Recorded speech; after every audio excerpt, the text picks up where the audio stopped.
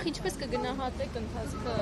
ընտրությունների, որտեղ դիտորդական առաքելություն իրականացնող կազմակերպություններն արձանագրեցին, որ համեմատ մյուս ընտրությունների շատ բարձր թվով մասնակցություն։ Դա շատ լավ է, ճիշտ ասած նոր մի քանի րոպե առաջ այլ լրագրող էլ ասում էր, որ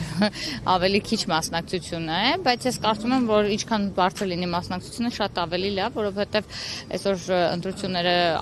բացառապես կախված է թե ինչքան մարդ կմասնակցի, ում կընտրի եւ հետեւաբար այդպես կազմվում է կընտրեն իրենց համայնքապետի տեխնացուին, այսինքն ոչինչ չի լինի իրենց քվեի հետ, այնպես որ ինչքան շատ մասնակցեն, այնքան հստակ կընտրեն իրենց համայնքապետին։ Եվ հաշվի առնելով, որ նախորդ ընտրություններում քաղաքացիական պայմանագրի տեխնացուն չի հաղթահարել, օրինակ որտեղ Գյումրիում, օրինակ Փարաքարում չհաղթահարվեց, հա, անցողիկի շեմը այստեղ ինչպես է գնահատում։ Տեսեք ինչպես է, ինչքանով որ հավաքել են, մենք ի գիտություն ընդունել ենք, թե ինչ արդյունքներ է գրանցվել։ Այստեղ դեռ ընտրությունները ընթացքի մեջ են, ես հաշվի առնելով մեծ մասնակցությունը, հաշվի առնելով քարոզարշավի ընթացքում մարդկանց ջերմընդունելությունը, ողջունները, հանրահավաքի ժամանակ նաև ես զգացի այդ դրական էմոցիան, ես մեծ հույսեր ունեմ, որ 50+ ունենալու ենք։ Դիտորդական առաքելություններին informanելով նրանք ասում են, որ շատ են ընտրախախտումները, հատկապես այն տեսանկյունից, որ կուտակումներ են շատ լինում, նաև շատ արձանագրվեց, որ բաց ընտրություններ լինում, այսինքն քվեախցիկից դուրս են մարդիկ տեղադրում եւ նկատելի է լինում, որ հենց քաղաքացիական պայմանագրի ծրարն է լինում ուղղորդվածություն։ Չեմ կարծում դա ուղղորդվածություն է, բայց ես խորհուրդ կտամ, այո, թե դիտորդները, թե վստահված անեք, թե ամեն ինչ ապահովեն այնպիսի ընտրություններ, ովքեր որ մասնակից են անմիջապես ընտրություններին, որպեսզի հնարավորինս օրենքին համահունչ ընտրություններ իրականացվեն։ Դուք գիտեք քաղաքացիական պայմանագիր կուսակցության տրամադրվածությունը առհասարակ ընտրությունների վերաբերյալ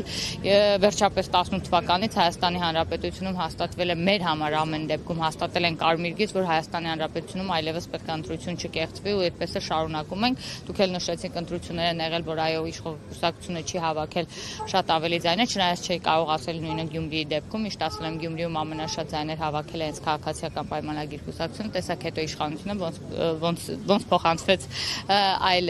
մարդու, այնուամենայնիվ մենք ամեն ընտրության արդյունք ի գիտություն ենք ընդունում, համայնքապետի ընտրությունն էլ կապված է թե տվյալ համայնքի մարդիկ ում են ցանկանում տեսնել իրենց համայնքապետի տեխնացուն։ Համայնքապետ։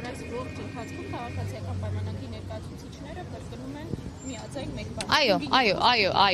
Այո, շատ կարևոր է, որովհետև Գյումրիում եթե մարդիկ օրինակ Մարտունին ձայն էին տվել Գրիգորյան, որպեսզի վստահ լինելով իմանալով նրա եւ Վարդանիկի միջև հարաբերությունները, որ իրենց ձայնը չի կորի, բայց Մարտունում մոլորեցնելով մարդկանց իր ձայնը վերջում տվեց Վարդանիկին եւ սարքեց քաղաքապետ, այնպես որ մենք միշտ կոչ ենք արել, որպեսզի հստակ իմանան ում են ընտրում եւ երբեք այնպեսի մարդու չընտրեն, որ հետո իրենց ձայները վերցնելու է առանց իրենց հարցնելու հանձնի մեկ այլ տեխնացուի։ Եթե մարդիկ ուզենային Վարդանիկին, կընտրեին Վարդանիկին, չէին գնա Մարտուն Գրիգորյան ընտրեն։ Այդ իսկ պատճառով մենք մեր պարտք ենք համարել քաղաքացիներին զգուշացնել, որ ամեն դեպքում միշտ զգոն լինել, թե ում են քվե տալիս։ Որովհետև այդ ուժերը, կներեք էլի, այդ ուժերը միշտ մարդկանց մոլորեցնելու մեծ վարպետներ են, իրենց կյանքում ոչինչ չի փոխել, իրենց մոտեցումներին ոչինչ չի փոխել եւ Գյումրիում մենք էլ նկատեցինք, որ նույնիսկ այսքան փոփոխությունից հետո մարդիկ իրենց աշխատելու ձևն էլ չեն փոխել, առանց անցան իրենց հին փեշակին։ Տեսեք, նաև արձանագրենք, որ մի շարք համայնքներում, որտեղ ընդդիմադիր ներկայացուցիչներ են տրվել, հաստատի հիմա այդ համայնքներն առանց ղեկավարման են մնացել ու առանց ղեկավարի։ Ժողովրդավար Հայաստանում կազմակերպում են ընտրություններ, կարճ ժամանակ անց, եթե ընդդիմադիր են տրվում, առանց համայնքի։ Կներեք էլի, հենց այդ նույն հղման գնալով չմոռանաք, ամենաթարմ դեպքը Գյումրիում ինչի համար այսօր համայնքապետը բերման է ենթարկվել եւ այս պահին կալանավորված է, որովհետեւ մարդը կաշառքի դեռ չկա,